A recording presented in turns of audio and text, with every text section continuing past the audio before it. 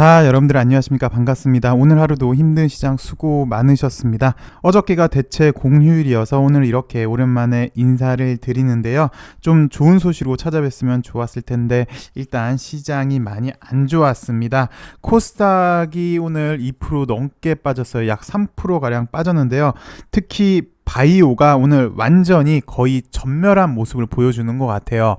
대표적인 바이오 몇 개를 살펴보시면 셀트리온이 오늘 12%가 빠졌어요. 특별한 악재 없이 그냥 시장 변수로 이렇게 빠졌는데 글쎄요, 좀 과하다 싶네요. 하루 만에 특별한 악재 없이 12%나 빠졌고, SK 바사 같은 경우도 보시면 오늘 약 9% 정도대 빠졌고, 삼바도 보시면 오늘 약 7% 넘게 빠졌고, 그리고 그동안 잘 나갔던 한국 BNC나 한국 BNC는 거의 하한가.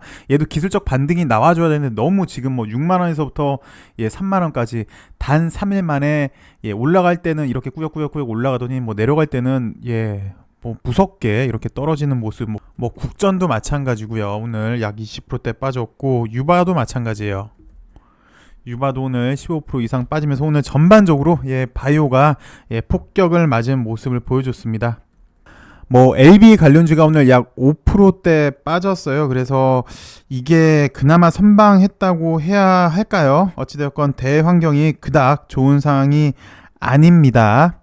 우선 시장 자체는 매일 드리는 말씀인데요. 공급발 인플레로 미 국채 금리가 지속해서 상승하고 있습니다. 당연히 성장주에는 좋지 않은 모습인데, 여기에 미국에서 먹는 치료제 연구 결과 발표에 오늘 바이오주 투심 악화에 불을 더 지핀 모습이에요.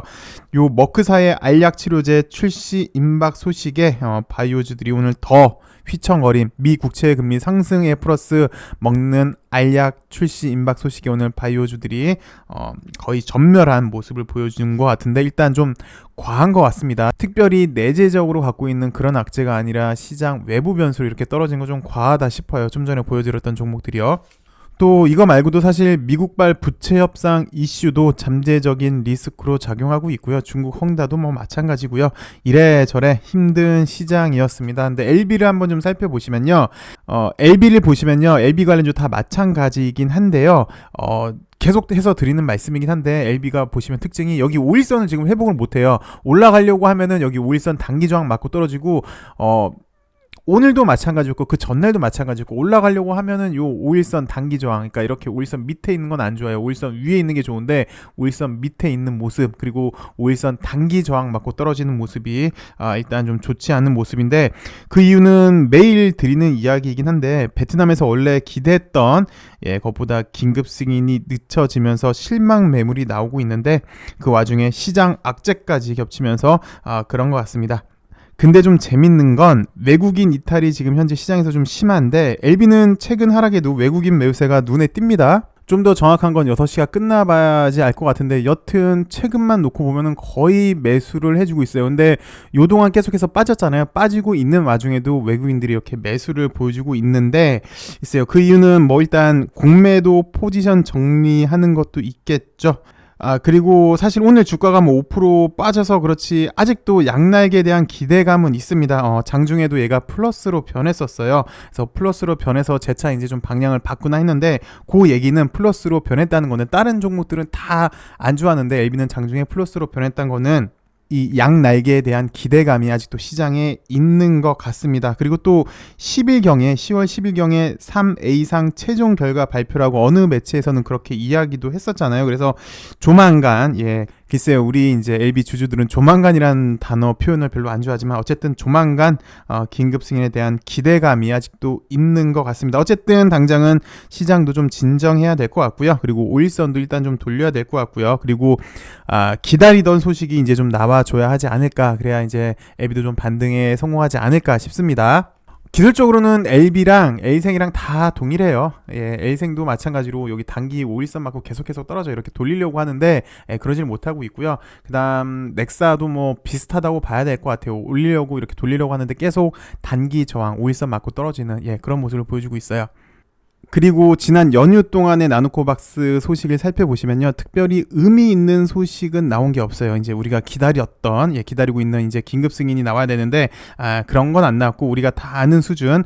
그러면서 대신 사용 승인 신청이 완료가 되었다. 그래서 조만간 발표가 될 것이다 라는 소식이 이제 줄을 이었어요. 그래서 10월 3일날 나온 뉴스를 살펴보시면 긴급사용 승인 신청서가 보건위원회에 제출된 것으로 확인이 된다. 그래서 신청서가 완전히 제출됐고, 뭐 요건 다 아신 내용이죠. 보호 효능을 평가할 자료가 갖춰지지 않았다. 그러나 면역 원성에 대한 데이터를 기반으로 보호 효과를 추정해 자문위에 자료를 제출한 것으로 확인된다. 요거는 시간이 걸릴 수밖에 없어요. 이거에 대해서는 이미 우리 충분히 달아봤고요. 그리고 긴급 사용 승인이 될 경우 WHO 허가에도 긍정적으로 전망될 것이다 라는 소식이 10월 3일에 나왔고요. 또 10월 4일도 비슷한 내용입니다. 베트남 남부전의 코로나19 백신 나누코박스에 대한 승인이 가까운 시일에 예정이다. 신청서가 완전히 제출이 되었다라는 소식이 나왔고요. 요거는 좀 읽어볼만 해요. 앞서 나노코박스 백신의 3A 중기 임상 결과를 평가한 윤리위원회에서 이렇게 평가를 했었죠. 근데 3A 최종 결과 발표는 좀 전에도 말씀드렸지만 어느 매체에서는 10일이라고 얘기를 하고 있거든요. 그래서 10일 정도 전후에서 좀 변곡점이 나오지 않을까, 그런 관측도 있습니다. 그래서 3A 최종 결과는 10일이라고 얘기를 하는데 어느 매체에서는 글쎄요, 그건 뭐 일단 또 봐야 될 것 같고요. 어쨌든 요것도 하나 중요한 변곡점이 되지 않을까 싶습니다. 그리고 오늘 또 나온 소식을 살펴보시면 긴급 사용 승인까지 한 단계가 남았다는 주장이 나왔다. 나누코박스 백신 임상 시험은 이미 오래전에 완료됐다. 3비상도 8월 15일경에 2차 접종까지 완료가 됐죠. 그러면은 약 2달이 좀 안 되는 시간인데 이미 오래전에 완료가 됐다라고 이렇게 전달이 됐고, 승인 여부는 가까운 시일 내, 그래서 10월 3일날 뉴스도 그렇고 10월 4일날 뉴스도 그렇고 오늘 뉴스도 그렇고 다들 다 신청서가 제출돼서 이제 조만간이지 않을까란 소식을 한번 살펴봤고요. 요게 이제 좀 빨리 나와야 될 것 같아요. 그리고 사실 지난 연휴 동안에 코로나 치료제 첫 알약 소식이 나왔죠. 잠깐만 살펴볼게요. 미국 제약사 머크가 개발한 신종 코로나 바이러스 치료 알약이 코로나19 환자 입원 가능성을 절반으로 낮춘다는 결과가 나왔다. 그래서 머크와 리지백은 이렇게 임상 시험을 진행을 했고, 그래서 이런 결과를 나왔다. 그래서 환자의 입원 가능성을 50%가량 낮춘 셈이다. 게임 체인저가 될 것이다. 그래서 미 FDA에 긴급 사용 승인을 신청을 할 것이다. 만약에 그렇게 된다면 몰루피라비르는 코로나 첫 알약 치료제가 될 것이다 라는 소식이 전해졌어요. 근데 지트리 같은 경우를 보시면 지트리 비엔트에서 예전 소식을 한번 살펴보시면 요 치료제 만든다는 게 요게 이제 몰루피라비르거든요. 근데 지트리 비엔트도 요것 때문에 한번 주가가 올랐던 적이 있어요. 그래서 잠시나마 이 치료제랑 지트리랑 연관이 있는 건가? 야, 그렇다면 정말 지트리를 인수한 게 신의 한 수구나. 엘비는 숨어있는 진주 같은 회사를 정말 잘 찾는구나. 나노젠도 그러더니, 그래서 백신도 장착을 하더니 이번엔 지트리까지 치료제까지 장착을 하나? 라는 그런 뿌듯한 감정이 있었고 잠시 또 살렸어요. 근데 뉴스를 좀 살펴보시면 요 치료제 EIDD2801 요거 이제 지트리비엔트가 공동 연구 및 실험에 참여하고 있다는 소식에 관심이 집중이 됐었죠. 요 당시 때. 그러면서 DRIV2와 코로나19 치료제를 공동 개발하는 가운데, 근데 요 얘기를 들어보면 공동 개발하고 있는 중인 거잖아요.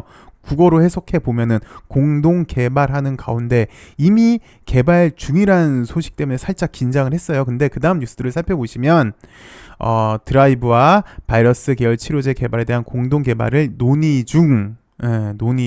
그리고 또 그 다음 뉴스를 또 살펴보셔도 회사 관계자는 지트리비엔트의 관계자는 드라이브의 기초 연구 역량과 기술력에 당사가 부여한 신약 호흡물질의 임상 개발 경험을 더한다면 큰 시너지를 낼 수 있을 것이라고 기대한다. 갑자기 이제 논의 중. 아까는 공동 개발하는 가운데에서 이제 논의 중으로 했고 이제 뭐 기대한다. 그래서 진행할 것 다 미래형이잖아요. 그래서 또 여기도 이제 한양증권에 따르면 공동 개발을 논의 중이다라는 요런 소식이 있었어요. 그래서 잠깐이 좀 많이 설렜는데 요 논의 중 뭐 기대한다 이런 것 때문에 좀 거리감이 있지 않았나 싶었어요.